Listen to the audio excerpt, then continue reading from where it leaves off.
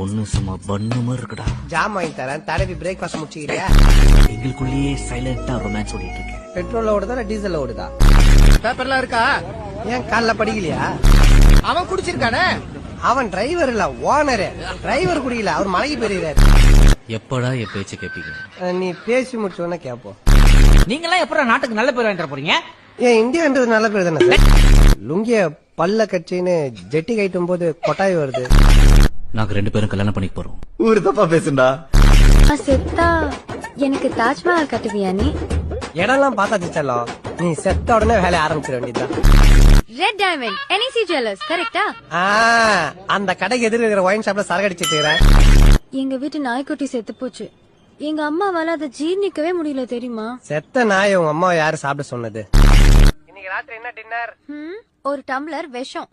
ஓகேமா, நான் வர லேட் ஆகும், நீ சாப்பிட்டு படுத்துறேன்னா.